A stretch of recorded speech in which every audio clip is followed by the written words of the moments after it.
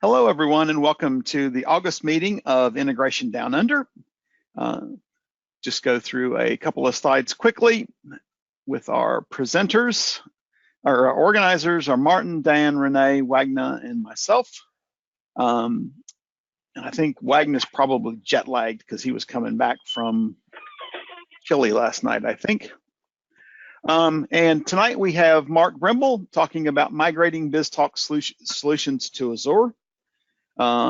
It's interesting. I think this should be probably a more people interested in this topic than a lot of the other ones, but it'll be interesting to see because I know there's a lot of companies out there still running BizTalk, and I think they're just kind of in a limbo state right now, waiting for things to happen to figure out what they're going to do with it. So let me go ahead and change the presenter to Mark.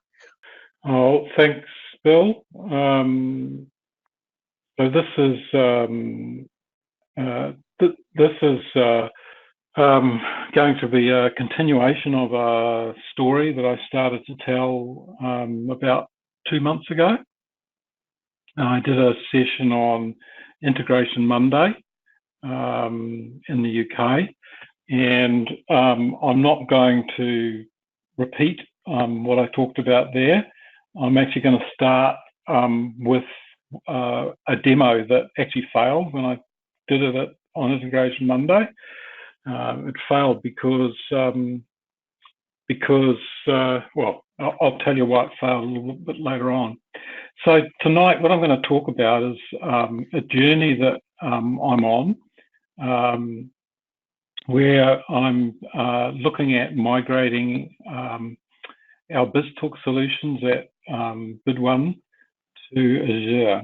So these are just my own thoughts on how you should do it, and hopefully it'll be useful to someone else.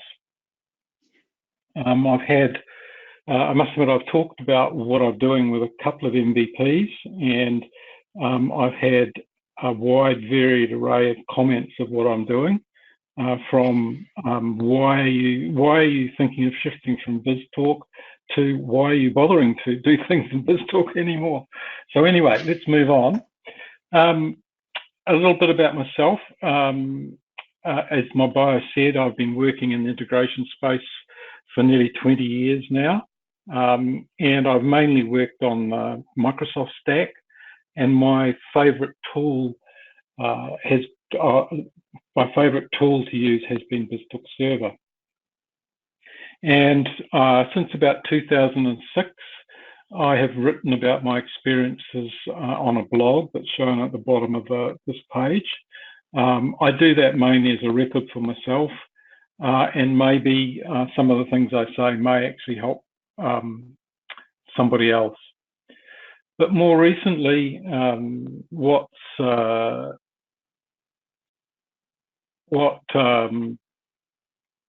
I've been finding that I've been doing more and more stuff, or more integrations in Azure, normally hybrid integrations with BizTalk Server. And my favorite components that I use there are Logic Apps and Azure Functions. So tonight is going to be a story about, largely a story about using those two components.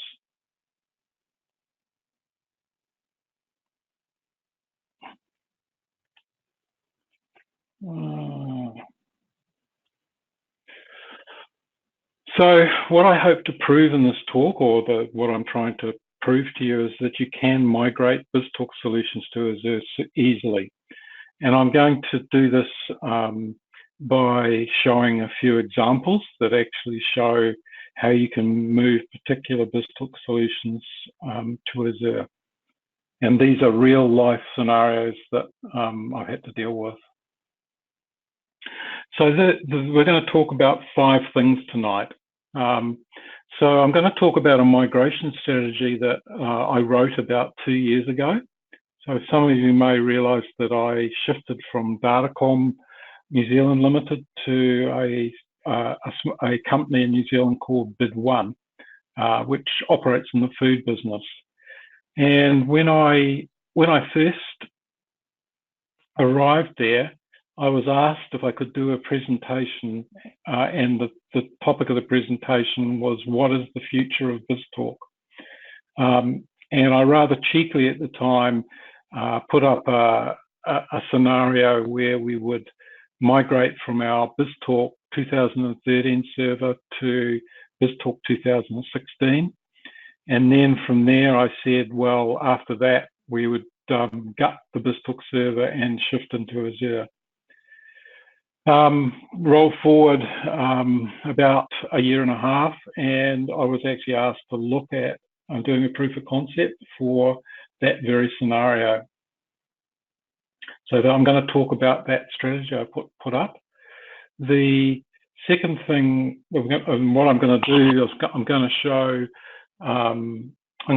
after I've done that, I'm going to quickly jump in and I'm going to show a AS2 EDIFACT migration demo, show you how I migrated one of our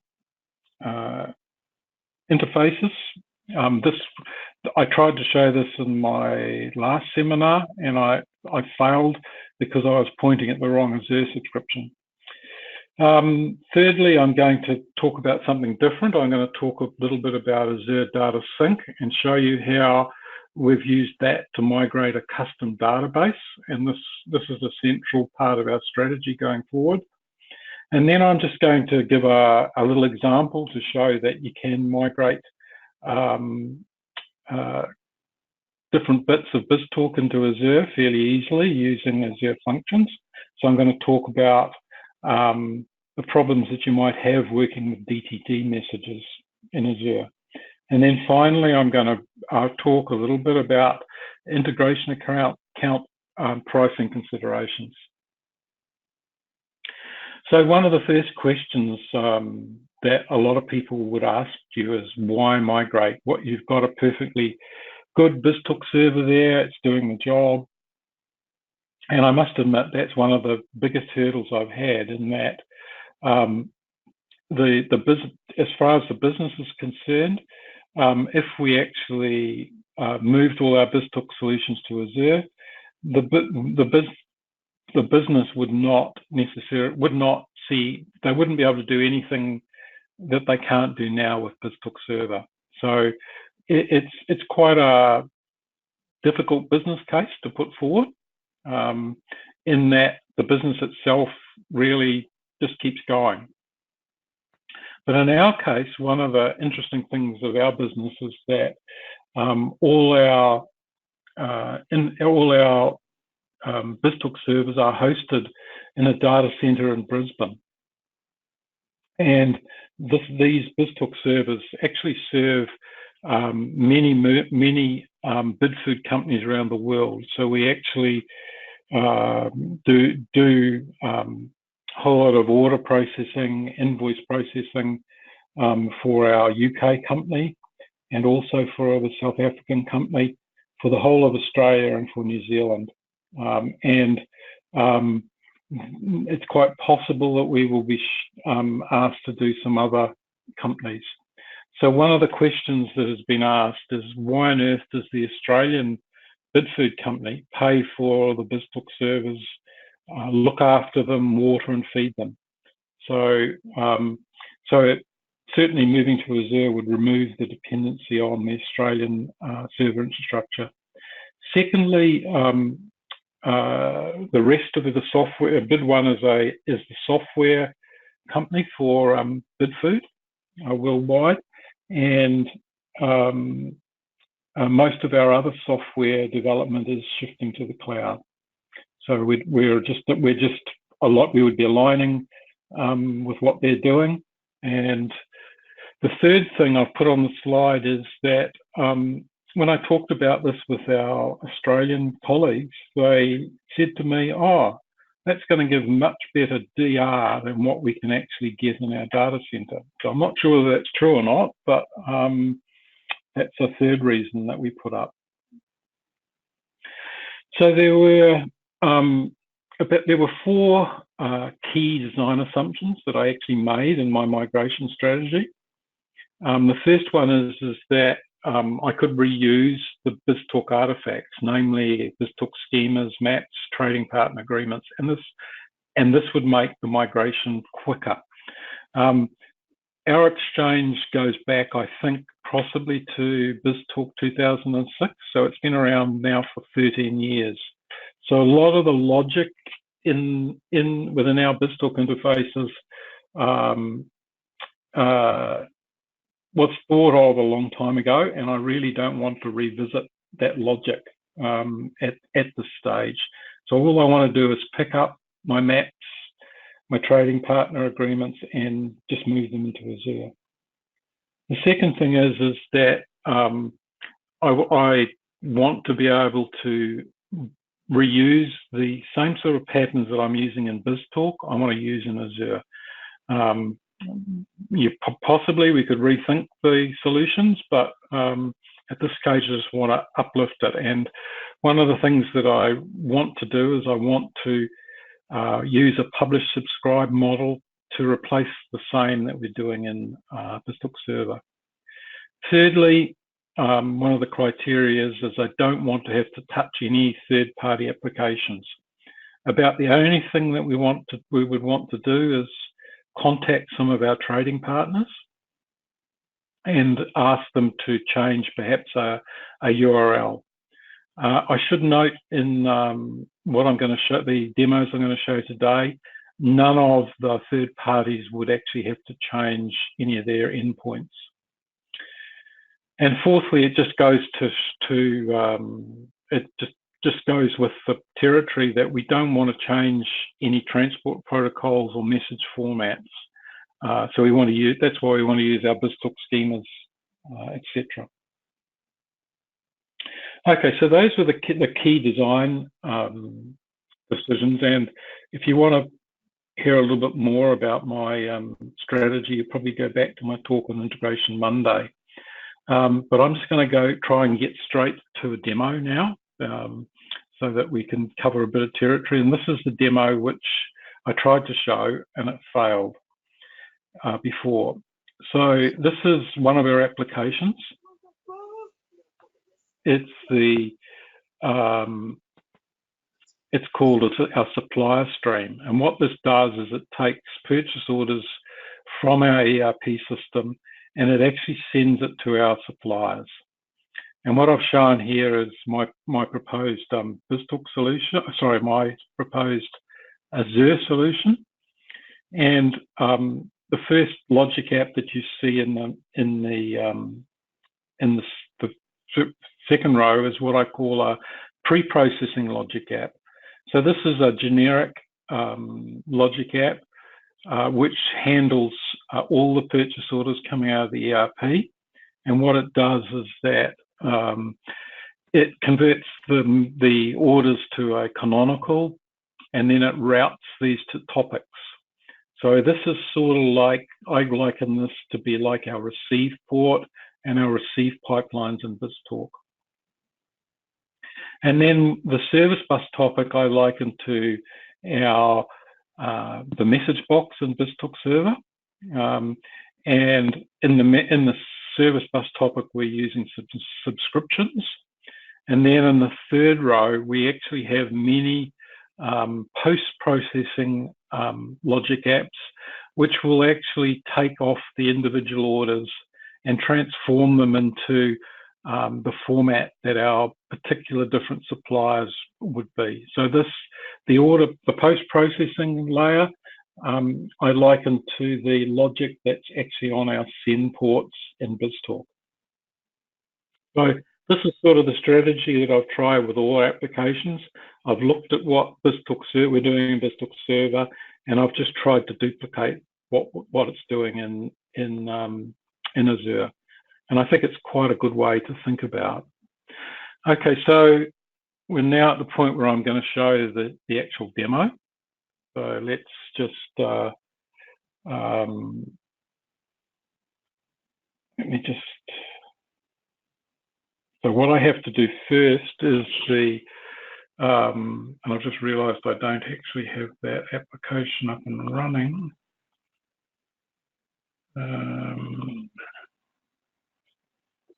Just bear with me. So the very first step is that in the ERP sends our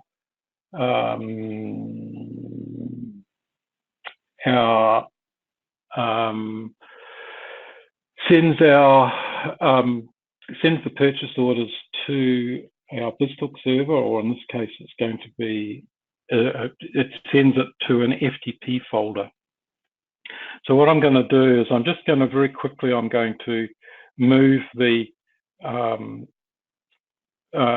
purchase orders across to an FTP folder.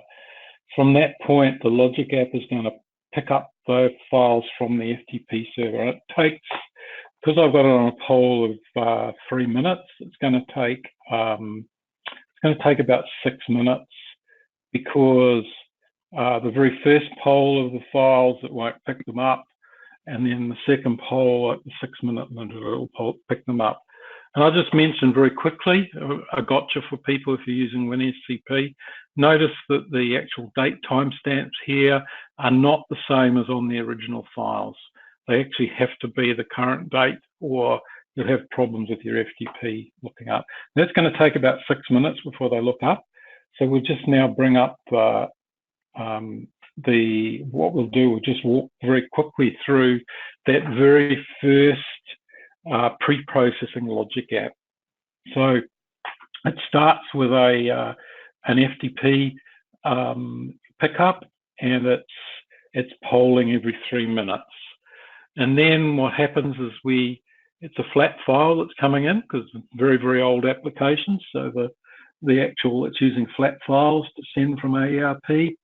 And we're using a schema here, a flat file schema, and this is hosted in an integration account. Flat files, I think actually at the moment, integration accounts, one of the sweet spots for integration accounts is the ease with which they convert flat files. In a third action, we actually are writing to a custom database, which we actually use to store some metadata. And I'm going to talk about this custom database. It has to be migrated in our proposed strategy, but I'm not going to say much more about that, and other than that, it actually updates a SQL database. In the next step, what we're doing is we're transforming the XML from that flat file. We're transforming it to our supplier canonical, and it's got putting some properties on it. In the fourth step, what's happening? We actually have we're sending the canonical to a topic, and we're stamping on 2 properties onto this. We're stamping on an ID of the database, which we need to use for later on. And I'm also stamping on a supplier code that's come out of the message. And this is actually what we're going to use for party resolution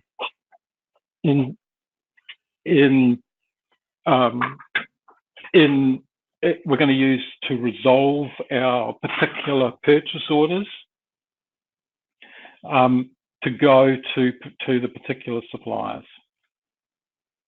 And then finally, the file is deleted from the FTP server. So let's just go and see whether, in fact, it has actually picked those files up.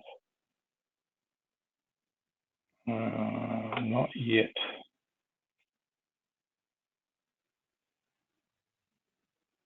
Let's just relook. Okay, must be the next poll, perhaps. Perhaps I've talked a bit quicker than before.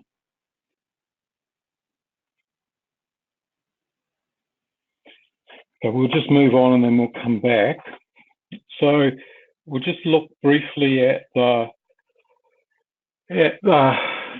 service bus topic, and we'll talk a little bit about how the service bus topic, how we're setting this up. So I've actually got, so what we're doing is we actually have a series of subscriptions based on that supplier code that was promoted in that action that I showed before, the supplier code. And the subscription is subscribing on some rules. And I'll look at the Contoso supplier. And what this is doing is that if we have a supplier code of 1, it's actually going to this subscription. And what we're doing is we're actually setting the agreement name, which we're going to use later on when we do our EDIFACT, when we create our EDIFACT message. And I'll just show I've actually put another supplier on there as well, a Fabrican. You can see a different supplier code, and it's using a different agreement name, but it's coming in on the same Contoso subscription, which is going to go out to Contoso. But it could, so you could imagine this is potentially a van. Contoso is a van where we're actually sending messages to for many of our suppliers. The other thing that I should actually show is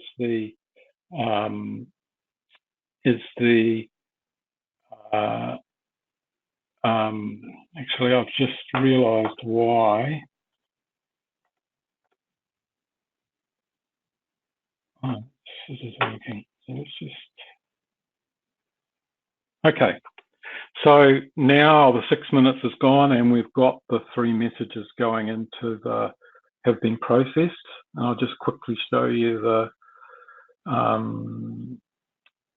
fact that the run's actually occurred. So we've actually got through the run.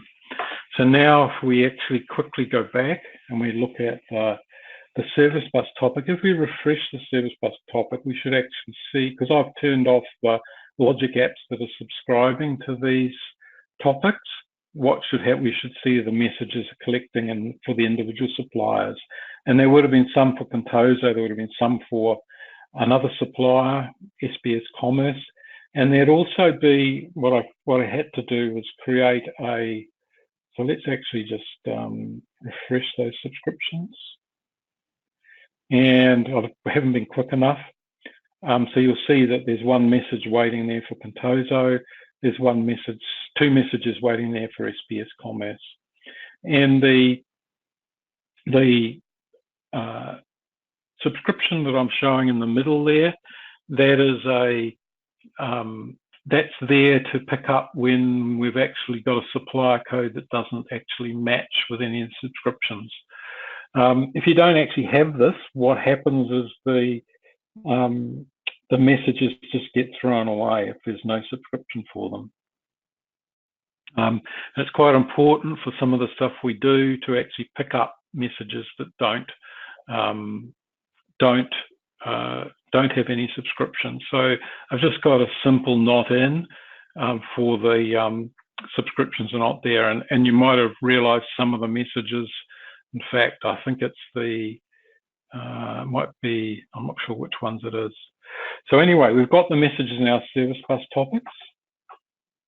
And now what we'll go back to is we'll go and we will go back to our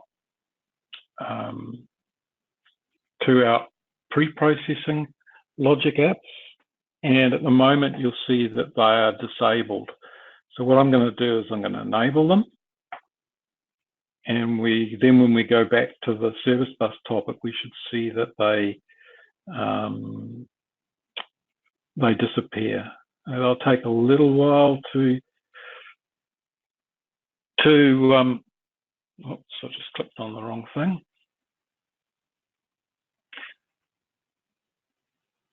So we'll just quickly look at the logic in these in the pre-processing logic apps. The post-processing logic app.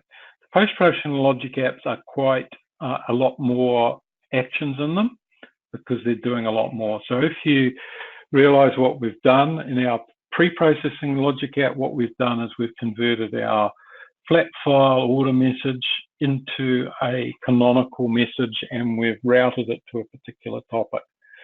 So each one of these logic apps is reasonably similar.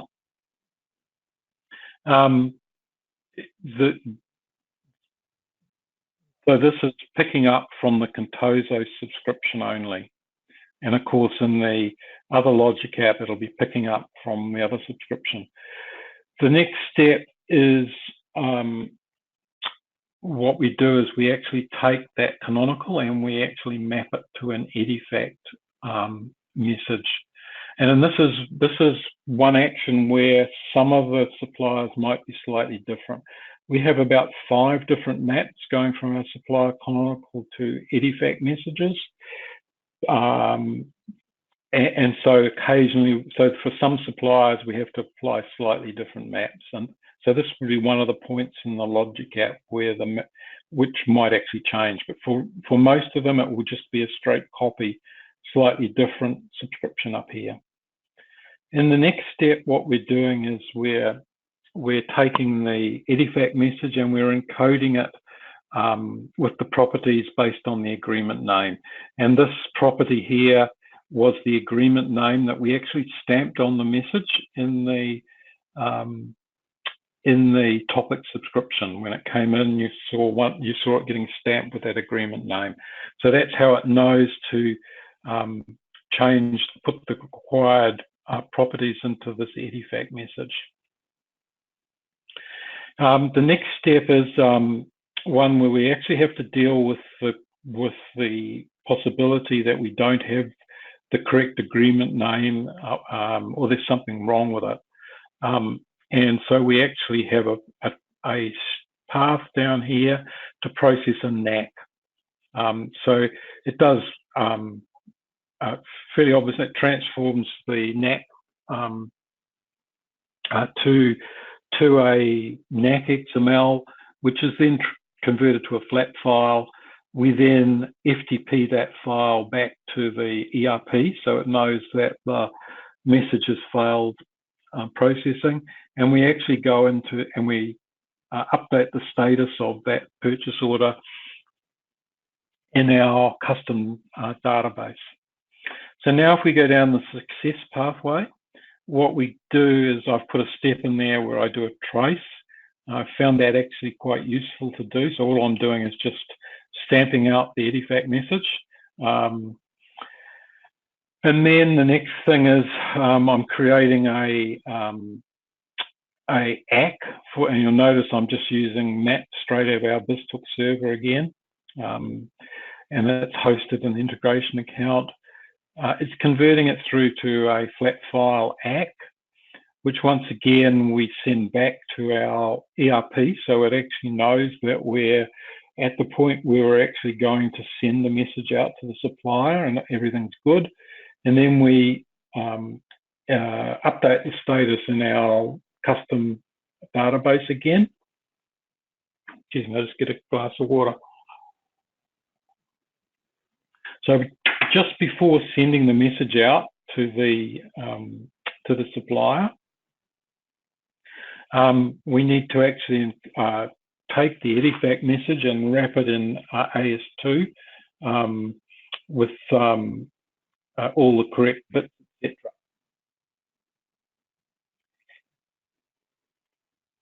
And then finally, we do the post to our supplier or van. Of course, this URI is going to be dependent on whatever van it is. You'll probably notice that I'm sending it back to one of my BizTalk servers. And you have to put in the correct outbound headers. I wrote an interesting post about this. It's not obvious how you actually set these things up. And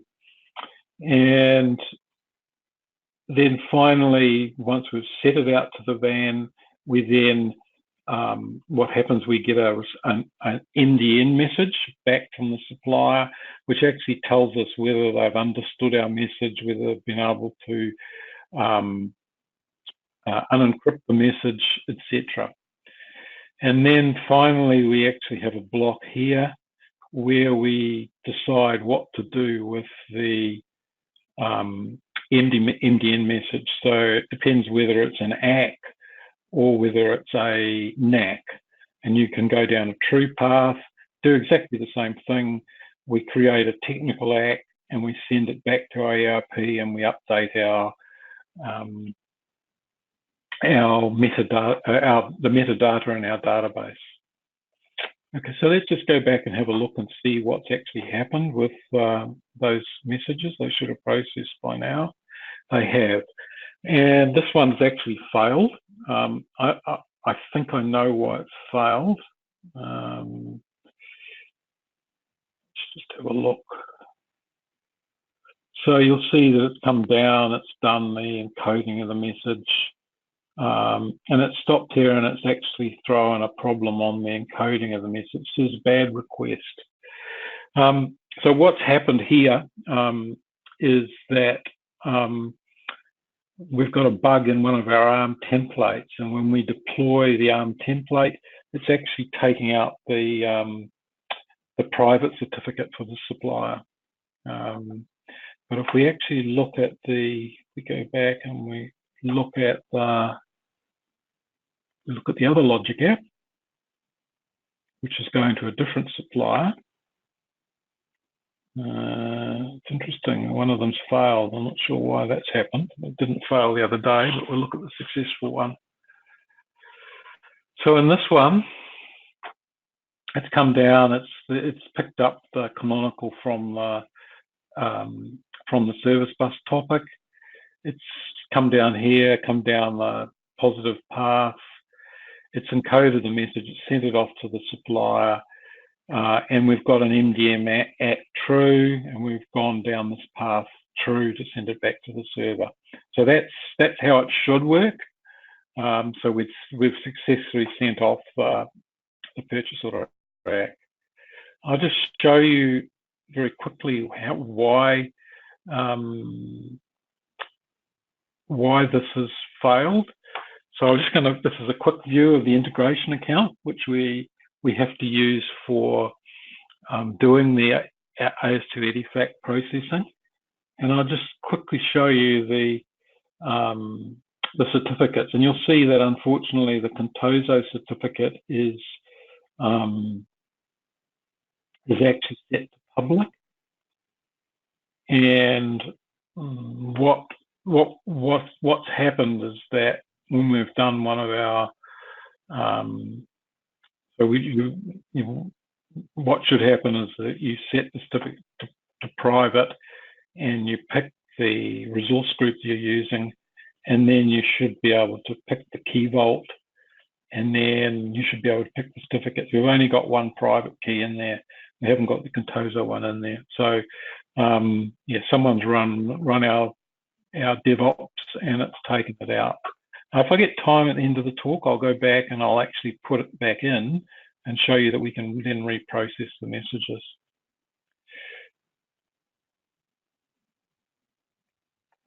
Let's just get out of there.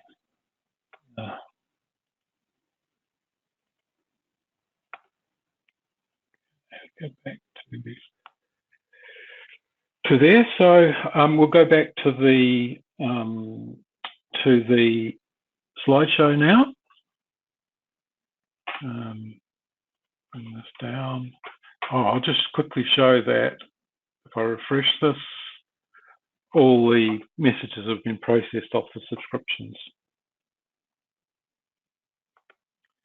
Okay.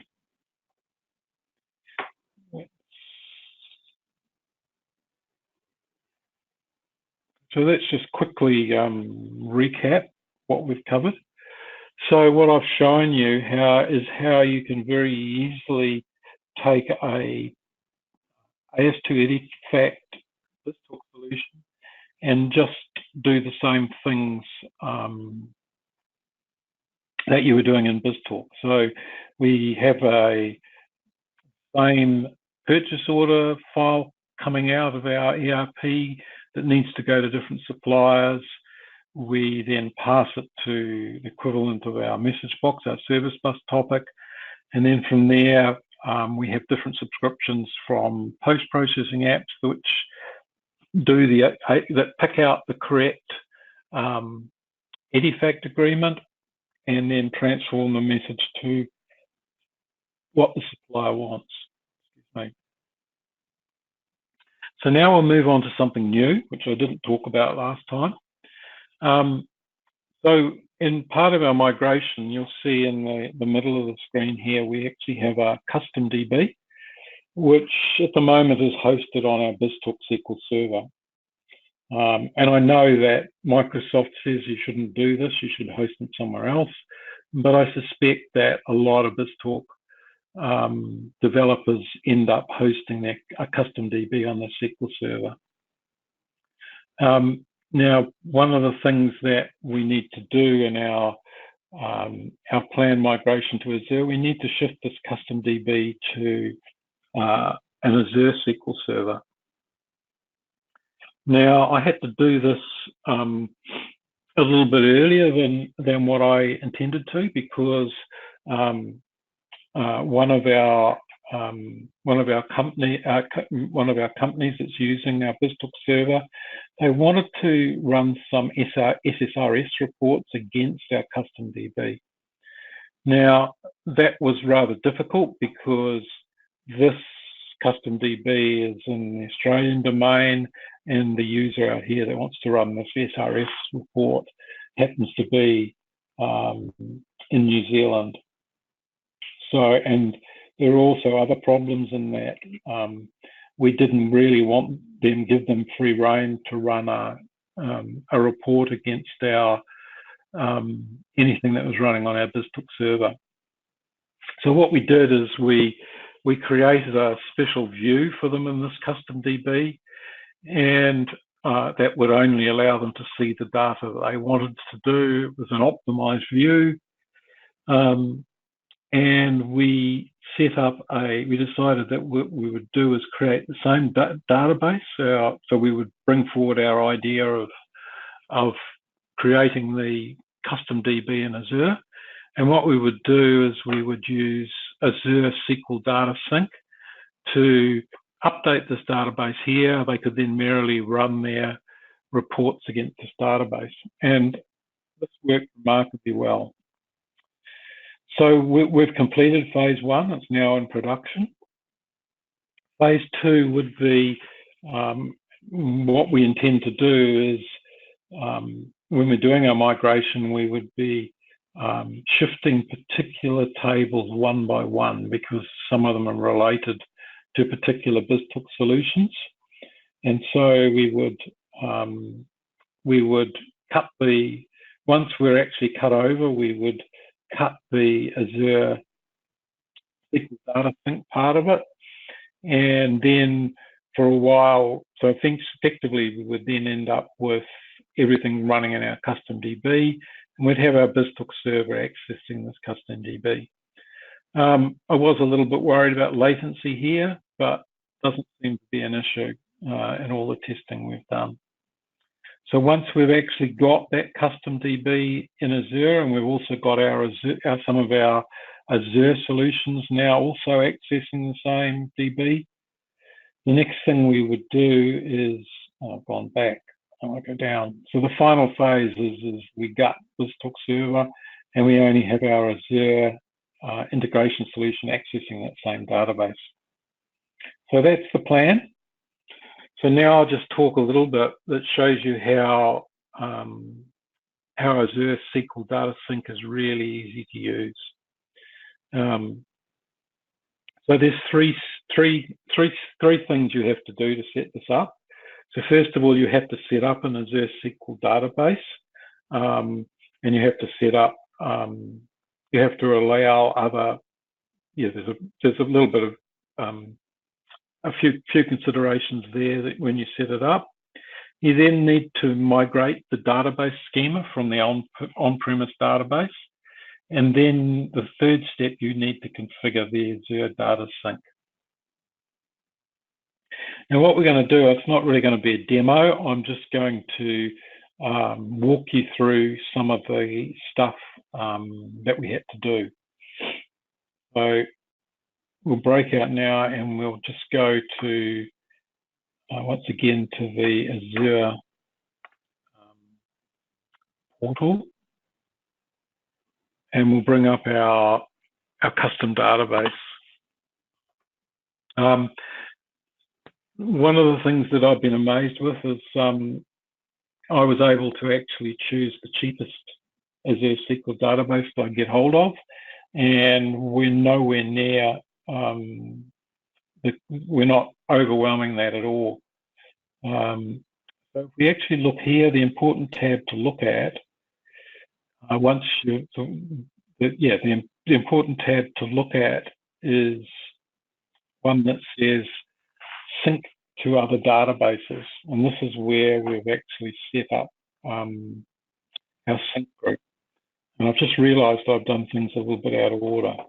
So what I want to do first is I want to just flick to the database server, the on-premise database server, and just talk about those 3 steps, or the first of those steps. So the first step that I chose was I used the database migration assistant from to actually move the database schema into the Azure SQL database. And I'm not going to walk you through the database migration assistant. There's some pretty good workarounds like that. All I wanted to say is that I think it's really important to go through using that database migration assistant, because there are other ways of getting the schemas up to Azure, but this really, it doesn't validation of your schemas before you shift it up to Azure, and it actually saves you a lot of heartache if you actually do those steps and then correct the issues. So I'm not going to say, but just say there's plenty of really good walkthroughs of what to do there. So we use that to get up our database schema. The second thing is you have to install a service on the SQL Server, which you download from Azure, and it's called the Microsoft SQL Data Sync. And there's a couple of things you have to do here. You get a key from your SQL Data Sync when you configure it. I'll show you that later on. You have to submit it here. You then have to add some credentials to be able to access the database on-premise, and then you're good to go. It takes all of about 2 minutes to get the connections working, and really, really easy. Okay, so once you've got that set up, then you can come into this tab and you can start to configure your sync groups. I'll just mention, go back slightly, is that when you're setting this up, you will have to go in and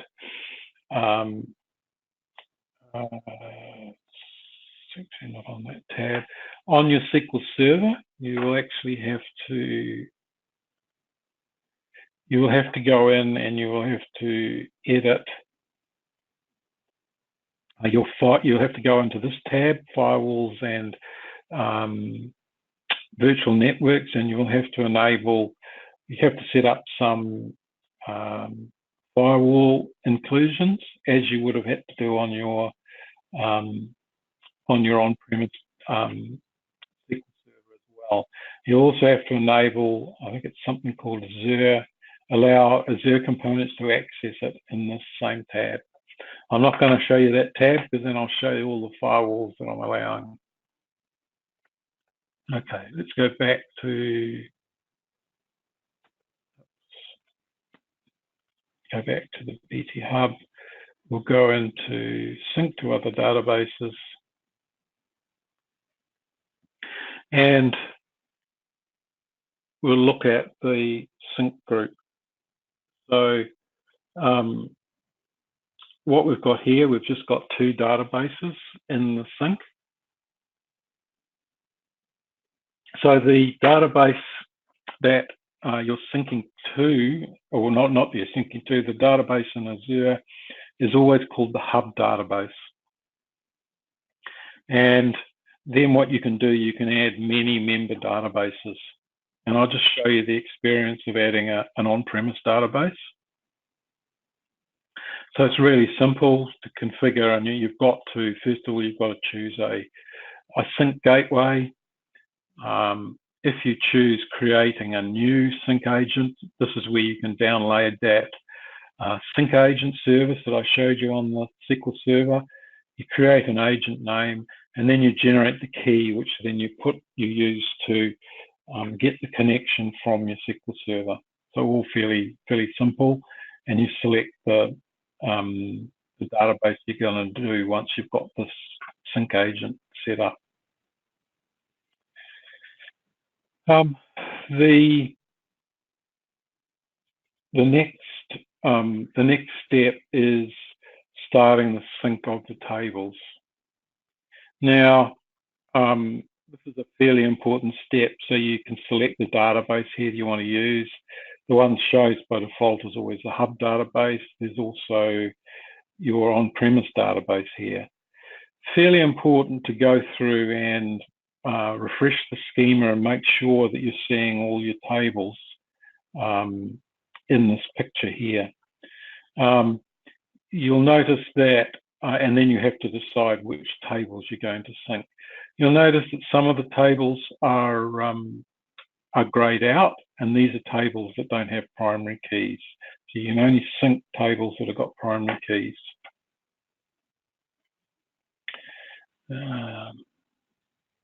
Right, let's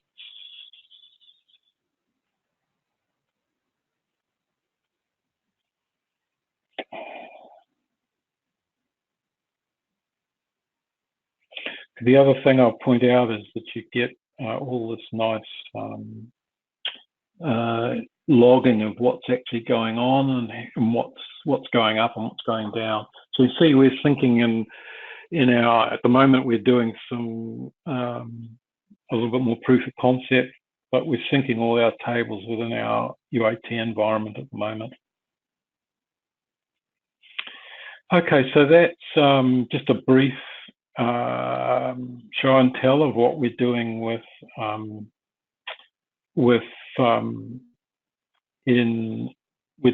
how we're using Azure Data Sync. So let's move back to the PowerPoint presentation.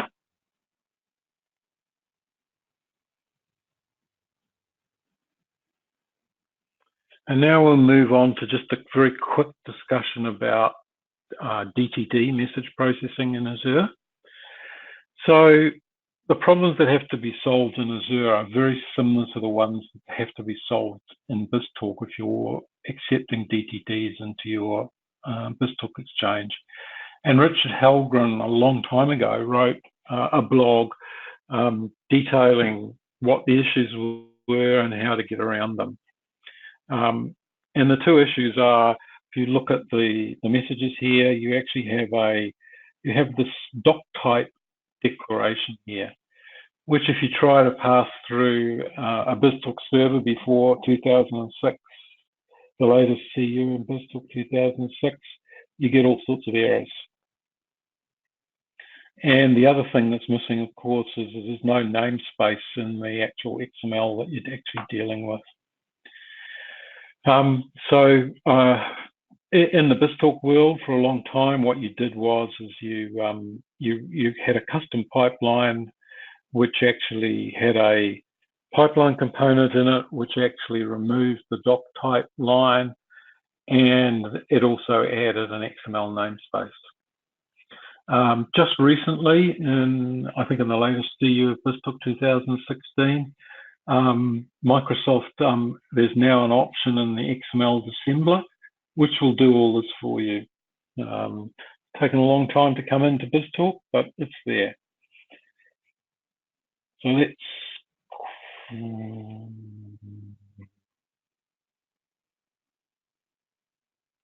sorry about that, press the wrong key. So now what I'll very quickly do is give you a demo of taking a DTD to XML using an Azure function. So you could think of this is an example, the way I think of it, this is typically done in a BizTalk pipeline. And here what I'm doing is I'm doing the same thing in an Azure function. So I'm sort of proving to you that you can take functionality that's in a BizTalk pipeline component and put it in an Azure function. So let's quickly just have a very quick look at the code in the function.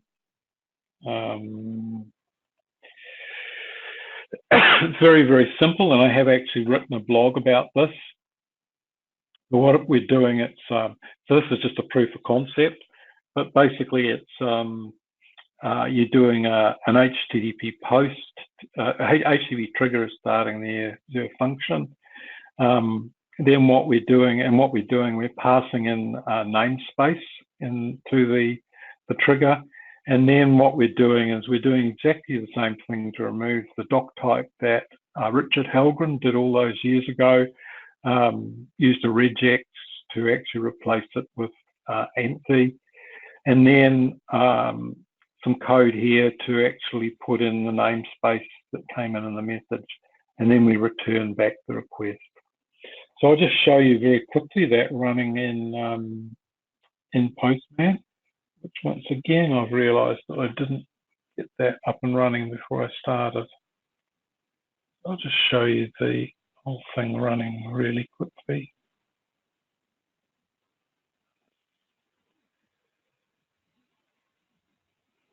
Right, and please remember my login this time. Yes, that's good.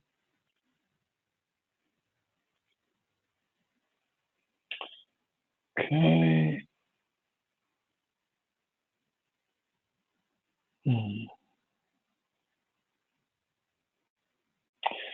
Okay, so here we have our post. So we're all set to, and you'll notice that this is, I'm calling my my Azure function. And we're actually, in the query string, we're actually adding a namespace to that query string. And if we look at the body, we'll actually see in the body, we've got the doc type declaration just here. And you'll notice in the XML, we've got no namespace. So very quickly clicking the send request.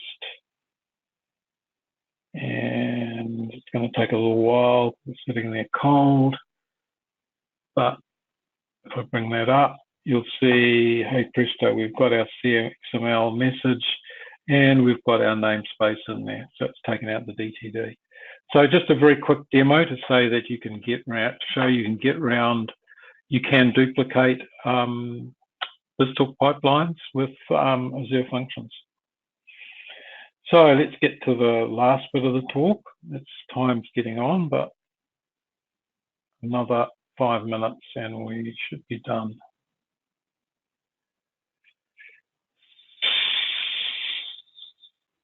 That's fine. We started about 5 minutes or so late anyway. Yep. So okay.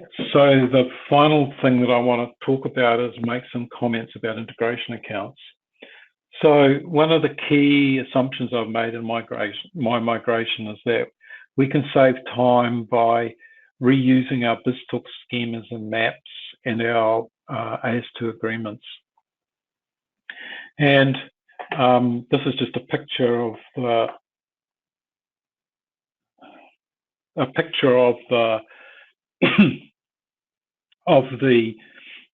of our integration account, and for all my proof of concept work, I used the free tier, and that was sufficient to do all the things I've actually shown you. So these are just containers for your agreements, your partners, and certificates, which you might be using for things like AS2 EDIFACT or AS2 X12, etc. And you've also got a container for your schemas and your maps. And why did I need an integration account? Well, I've already said that. Basically, wanted to reuse the BizTalk maps, and I've also got an AS2 EDIFACT message exchange to deal with. I've already shown you the certificates, and I've shown you the trading partner agreement screens.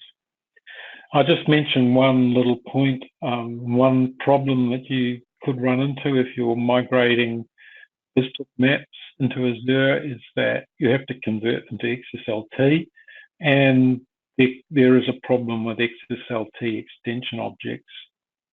Microsoft provide a workaround for that, which I didn't like very much.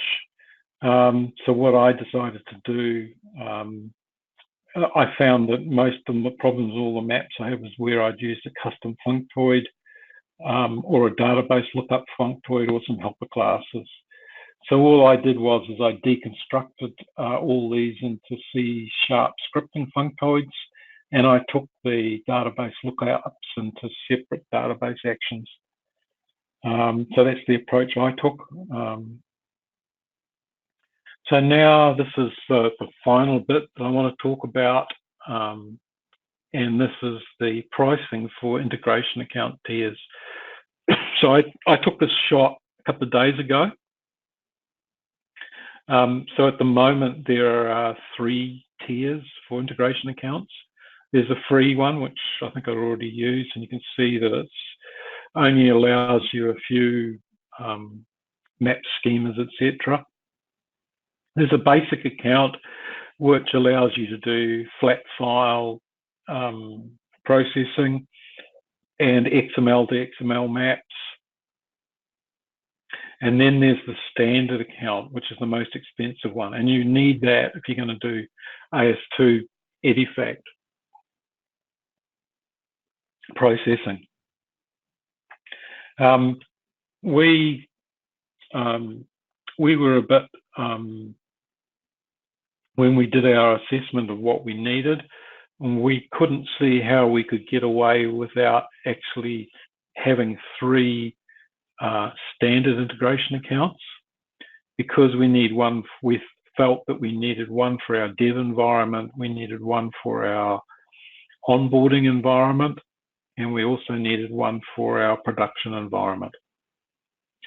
And we were, while we weren't too worried about paying for our production account, we were a little bit miffed that we'd actually have to pay for the for what we're doing in our onboarding and our development account. So I'll just explain why we used why we need a development account. And basically we need the development account. Really it's to test a lot of our DevOps deployments, because we're scripting all of our all the stuff we're doing. The reason why we need an onboarding account is that I'm not sure how many of you have done the AS2 EDIFACT stuff, but you need an onboarding account because you're continually onboarding new partners or changing trading partner agreements. And what happens with this sort of thing is that they don't happen quickly.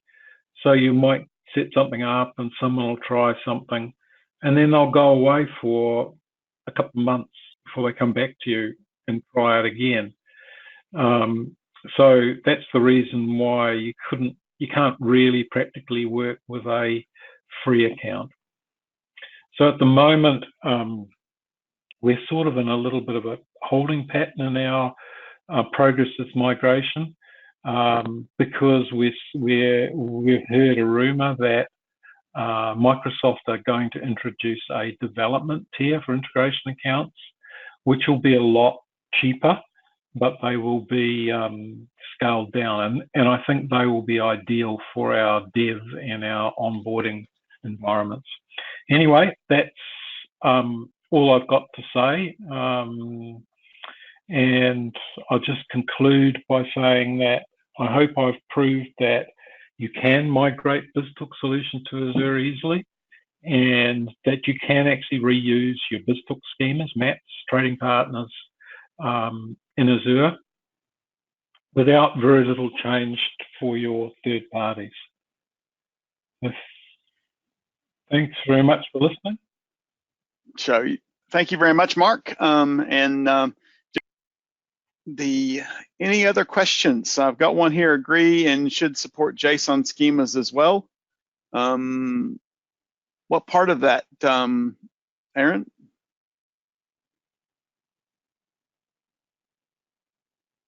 I can unmute you if you want to speak on the microphone.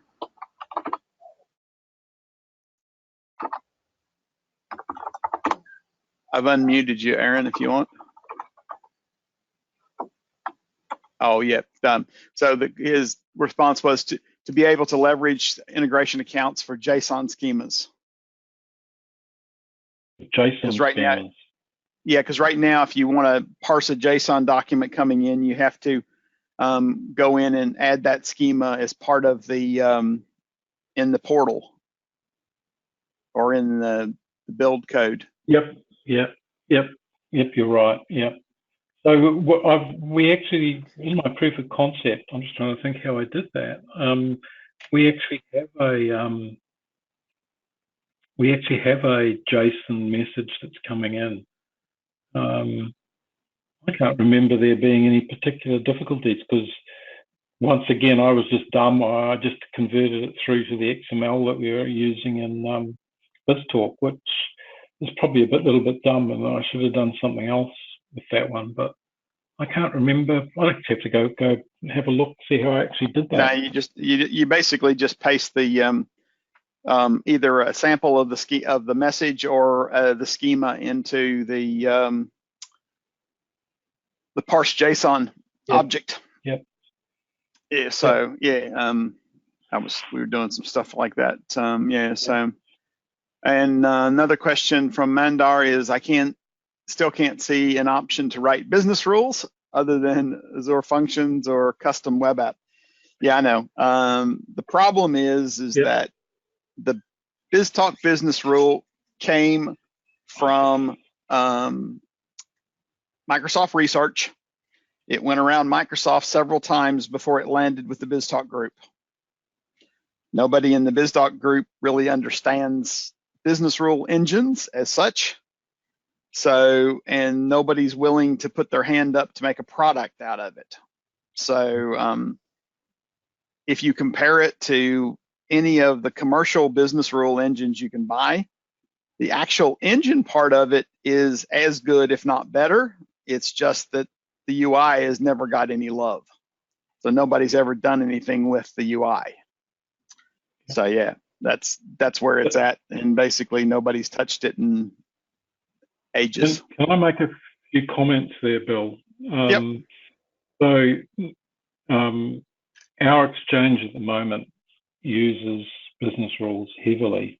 So you probably would guess we use the BRE pipeline component for just about everything we do. Yep. And so when we were doing the migrations into Azure, I was amazed that I was thinking, oh, what am I going to do when I don't have to have the BRE or any equivalent? We just found that the logic that we were trying to do in the BRE we just could do it in other components a lot easier in Azure. I'm just trying to think of a use case. So yeah, we run. I suppose we're running the BRE a lot of times on some of our. We're running it within a pipeline component. Yep. And we discovered that a lot of that logic just fitted with other components in Azure. So be interesting to see some cases of extensive use. Well, we think we're using BRE extensively in what we're doing, but it'd be interesting to hear the use cases that can't be fitted into Azure. Yeah, one of the clients that I'm working with, we're doing a lot of it, but it's mostly setting file name patterns. Yep. It's doing a lot around when a message comes in, looking at a few values to set it up, because the way that it all gets dropped on the message box in BizTalk, so you kind of you have to have something you can find, and you've used BRE to do a bit of that. Yeah, so I think that, and then one of the things was with the EDI, we were trying to make it easier for deployment and undeployment of AS2 profiles, because we didn't want the send port associated with the trading partner, because of then you'd have to do a bunch of messing around when you undeploy and redeploy. It messes the counters up and all that kind of stuff. So we were using a business rule and kind of in a pipeline to set the trading partner information for some of that stuff when it was going out. Yeah, so Snap, you probably realize I talk, we've done exactly the same thing with our exchange. So, Marcus Wagner here. Great talk, mate. And just a quick question: when you're talking about on BRE replacing that for the some Azure components, what kind of components you're talking about? You replace most of that with like Azure Functions coding, or it was a mix of things? It was a mix of things, Wagner. Some of the BREs that we discovered in the thing, they were just doing lookups. So we didn't need the BRE to do that. We could do it another way from Azure. So yeah, we did do there's one, and I can't show you that, but there was one that we actually put into an Azure function. You're absolutely correct. Okay, it was so a it's kind of things we did to get around it. Yeah. Case by case, just analyze what you're trying to do and try to find a better place for it. Yeah, I think in every case we came across, it just didn't fit once you looked at all the Azure components. Yeah, because I think one of the things is the logic apps is kind of a bit of a cross between a pipeline and an orchestration. Yep.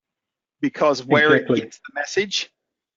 So you end up being able to do a lot of the stuff in the logic app that you would have with either a decision shape or depending on what you're doing, because the fact that it doesn't have to analyze the message and put it on the message box for you to get it. You get rid of some of that stuff that BizTalk was doing for performance reasons, for just the scale out design of being able to have multiple message boxes and all that kind of stuff. There's a lot of overhead in the way the pipelines work compared to the logic apps. So you kind of get a little bit of both in a logic app. So you're able to make a lot of those calls that you need to make in the logic app.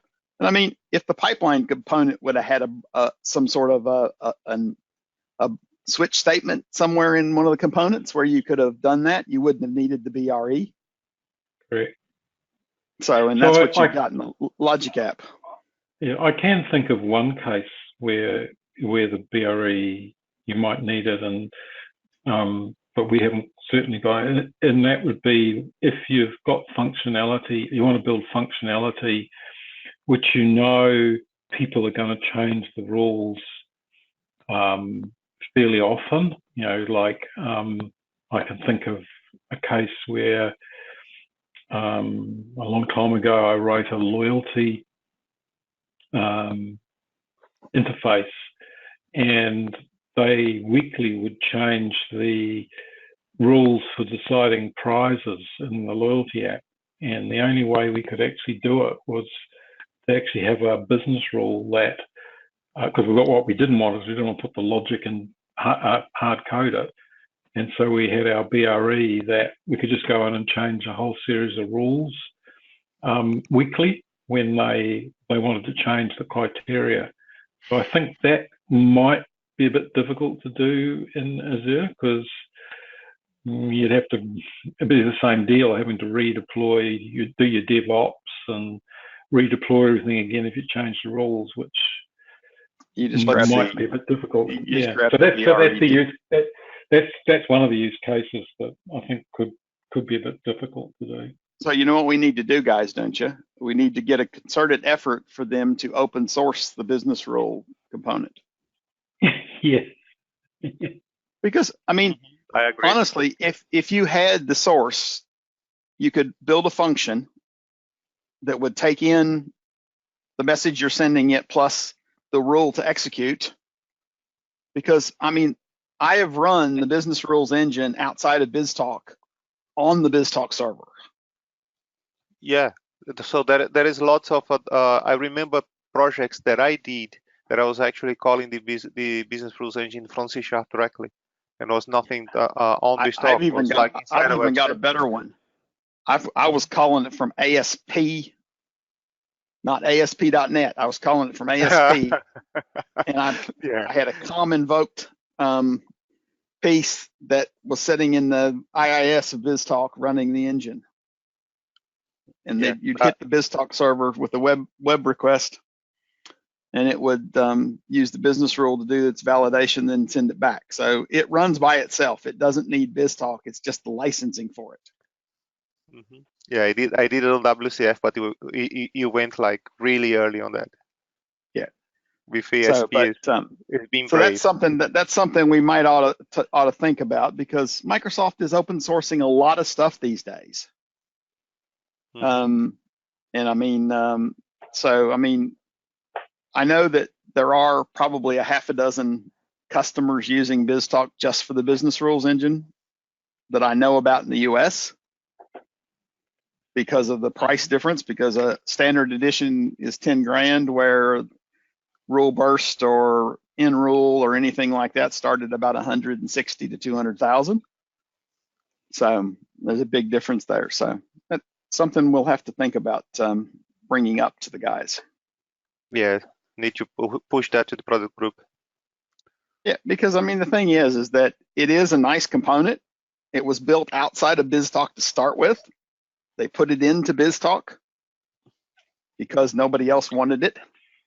So, I think we're carrying on a little bit long. So it's about 20 after 20 after 8 here. So I think that will probably, if there's no other questions, but what we might do is we might try to schedule in the next couple of months, maybe a just a kind of a open panel discussion. Because I've got access, we can get access to a Zoom meeting that's got, I think, up to 100 people, which means everybody's off mute, and we can have a panel discussion type meeting, just kind of current issues and what people are looking for, what people are doing, and things like that. So, okay. Good idea. I think that's good. Thank you again, Mark, for giving the talk tonight, and it was good. Gave me lots of things to think about. Okay. All right. Thanks. Okay. I enjoyed doing it. Yep. Okay. Bye. See you, everyone.